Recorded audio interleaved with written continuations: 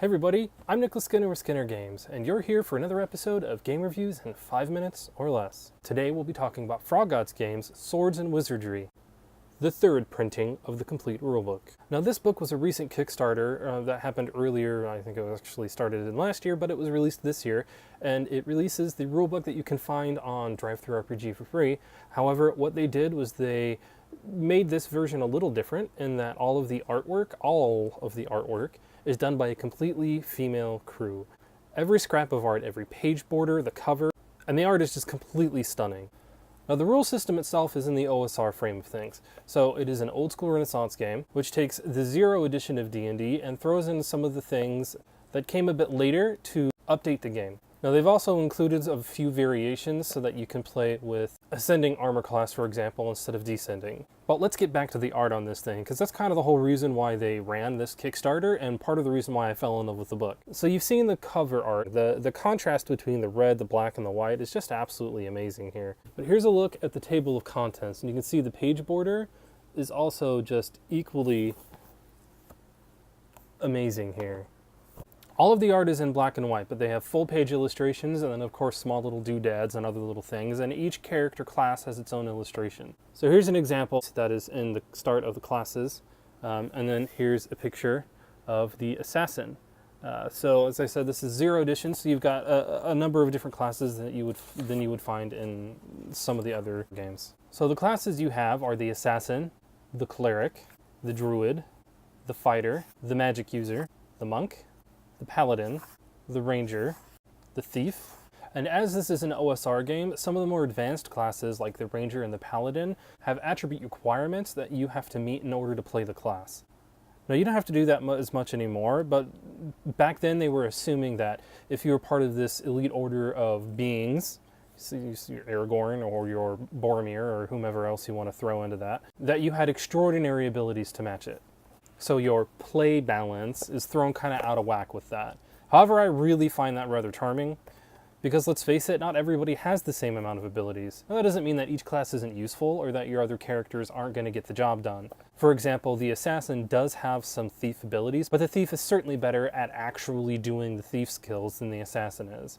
But the assassin can do more with poison and with damage. And one thing that departs a little bit from earlier editions is that they have one saving throw for everything. It kind of simplifies things a bit so you don't have to manage a whole bunch of different things. Because in some of the earlier versions of the game, you had saving throws for like 5 different categories. You know, it was like saves against wands or breath weapons or poison or anything like that. And though they have kind of scaled that back with 3rd edition, they only had your 3, and then now in 5th edition, we'll skip 4th edition. 5th edition, they have saves work a little bit differently, but they kind of are a little more reminiscent of the older editions of Dungeons & Dragons. However, this one, with just your single saving throw, really works rather well. So you also, get your nice equipment list, but I'm going to show you some more of the excellent page borders. The page borders are just kind of inserted in different sections. Each chapter pretty much has their own page border. And they all just look amazing. I mean, this whole book is just full of stunning, stunning art. Here's another piece when it's talking about combat and archery. So, combat. And as I talked about earlier, it gives you the options between doing an ascending armor class and a descending armor class. And it gives you the associated tables for doing descending armor class. Also a quick chart for ascending armor class. So you get a full set of spells, a nice little section on designing the adventure, special combat rules like aerial combat, sea combat, stuff like that, and a full section on monsters. Here are a couple pieces of those. So you have your bugbear and your belay. That's right, belay, not bullet. However, one thing that I do wish is that there was actually more of the monster art in this book. It's just that fantastic that I wish I could see all of the monsters that they have described here illustrated in this manual. Now there are other books and other things that Frog God Games has released for Swords and Wizardry.